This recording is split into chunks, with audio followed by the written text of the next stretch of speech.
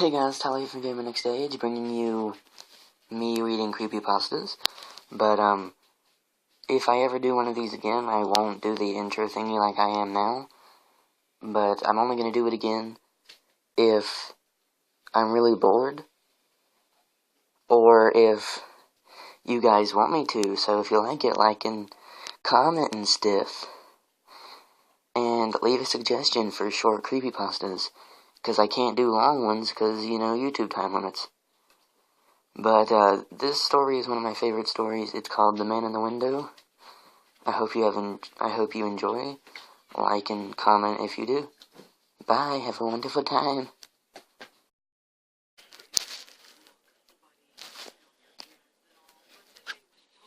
My wife and I checked in what's possibly the shittiest motel in the city. It was filthy and smelly and could probably collapse at any minute. Normally we would try to find a nice hotel, but we were tired and it was the closest place to our apartment. We were awoken in the middle of the night by the police, saying our building was being evacuated for our safety and for their investigation. Since a series of murders occurred there recently, we planned on leaving that place anyway, just not tonight. I guess it's good we're out of there now, away from that deranged killer, but all I can focus on is sleep. It's the middle of the night and I'm tired beyond belief. I get the key and drag myself and the bags behind me to the room, eyes half closed and half asleep. My lazy wife doesn't even have the courtesy to help me with any of these things. She just limps aimlessly behind me like a zombie. We eventually get to the door with peeling paint, scratch marks, and a metal sticks nailed to it.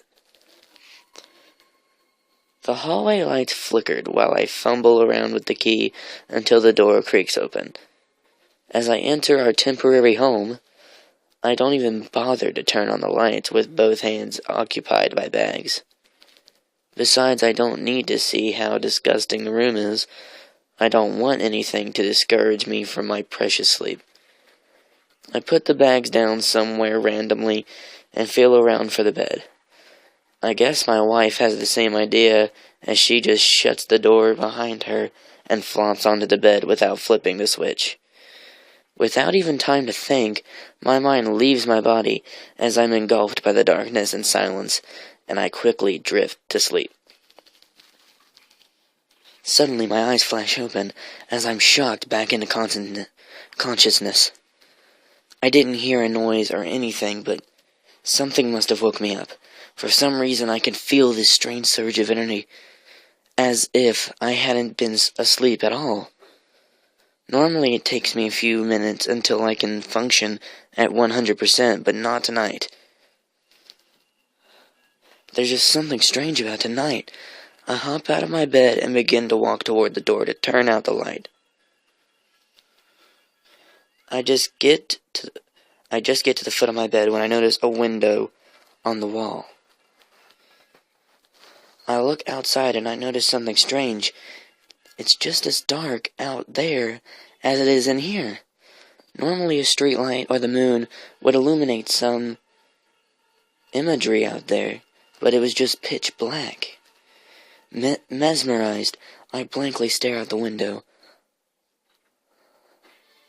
The darkness begins to form shape. Slowly, the body of a man forms. He's just standing out there, a few feet away from me. The energy I once had now turns into blood-curdling fear. It's too dark to see his face, but I just know he's the killer. That twisted freak must have followed us here and waited for the right time to strike. I know he's going to mutilate me and my wife. I want to run away, I want to scream, but there's something about the way he's standing there, staring at me, that restricts any action.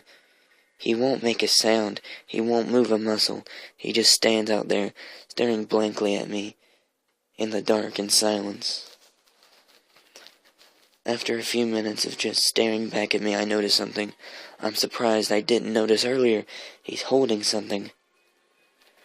As I shift my focus from his face to his arm, I notice he's gripping someone's arm. Just as I begin to look at it, he pulls a large flailing shadow in view, a woman. I can see her, trying to force her arm out of his grip. No matter what this woman does, that lunatic won't for a second break his stare. He just continues to glare at me. I shift my focus from her body to her face as its face contorts from screaming and crying. That's when I begin to hear her. Screams for anyone to help. But she won't even look in my direction. Though her shrieks come from outside, the sound isn't at all muffled by glass.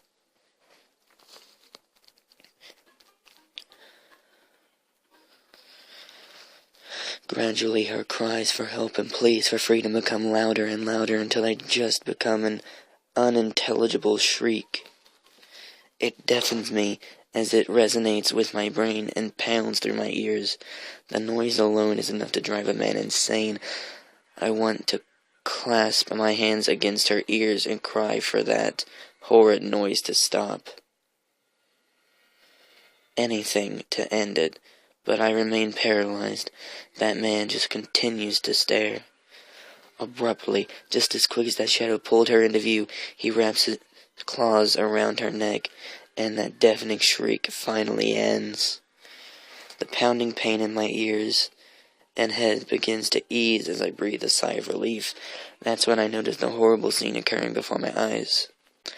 With the killer's thumb tearing into the woman's throat, she grabs onto his wrist and tries to free herself, but he doesn't budge. She reaches out and starts to carve her nails into his arm, but he doesn't react. He remains motionless, his face fixed on me. Her resistance grows weaker and weaker until eventually her body hangs completely limp. As the woman's body falls to the floor, the man's arms fall to his side. It's my turn now. That demon must have something planned for me. Why would he paralyze me with his hellish stare, force me to watch him torture this woman, then just leave? But he doesn't move. I'm waiting for him to burst through the window, but he doesn't. He just stands there motionless, staring at me, while I stand here motionless, staring back. After what feels like hours, I remain paralyzed. His stare has a grip on my mind, but I'm just as terrified as when I first saw him. Slowly, his shape becomes vague and darkness consumes my vision. This is it. This is how he's going to get me. I become increasingly blind until my eyes close, and I feel my consciousness slip from my body. That demon's waiting has finally paid off. I wake up to find myself lying face down near the foot of the bed. It must be morning, but it's nearly as dark as it was last night. The only difference being a bright silver of light from under the door. As traumatic memories from earlier began to take form, I get up and rush toward the light switch. I flip the lights on and quickly turn around to inspect the room. What I see forces me to fall to my knees as tears stream across my face. In the middle of the room lies my beautiful wife, motionless on the ground. I crawl toward her lifeless body to see her neck heavily bruised. My eyes dart across the room in panic, in hopes of finding any explanation. Slowly I begin to realize something that causes my mind to stare, and my heart to shrivel up and sink. There are no windows in this room. All that lies on the wall is a single mirror hanging at the foot of the bed.